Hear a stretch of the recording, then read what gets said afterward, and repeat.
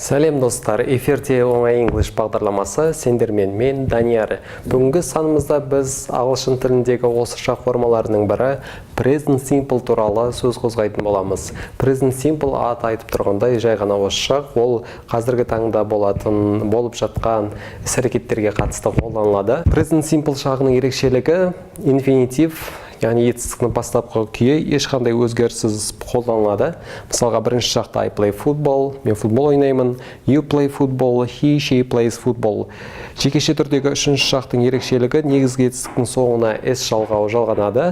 Көпше түрде бастапқы күйдегі етістік ешқандай өзгеріссіз сол күйінше қалады. Present Simple немесе жай осышақ сөйлемнің түрлеріне қарай қандай өзгерістерге ұшырайды.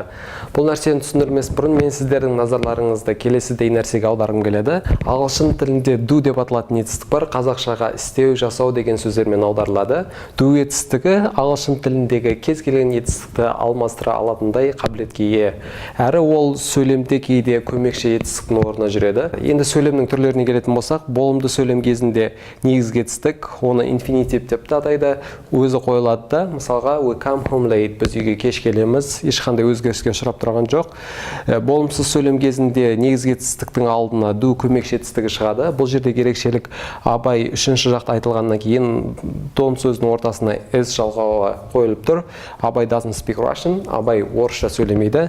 Сұраулы сөйлем жасау үшін негізгі етістік өз орнында қалады да, сөйлемнің басына do көмекші етістігі шығады, немесе does жаққа қарай.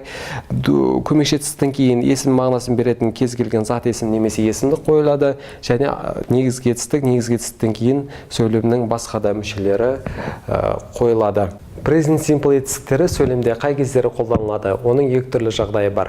Бірінші жағдай repeated action, яғни күнделікті немесе жиі қайталанып отыратын іс-әрекеттерге қатысты біз Present Simple шағын қолданамыз. Мысалға, Әйгерім goes to school in the morning. Әйгерім күнде таңертең мектепке барады. Ол күнде барады, сол себепті Present Simple шағы. Екінші жағдай things which are always true, яғни үнемі шындыққа сәйкес келетін, тұрақты өзгермейтін процестер, құбылыстар, іс-әрекеттерге қатысты Present Simple шағы қолданылады. Мысалға, the sun rises in the east. Күн шығыстан шығады, күн таңертең күніге сол жақтан шығады, сол себепті Present Simple шағы. Достар, біз келесі сабағымызда осы шақтың басқа бір формасы Present Continuous туралы, яғни созымалы осы шақ туралы сөз қозғайтын боламыз. Бізбен бірге болыңыздар.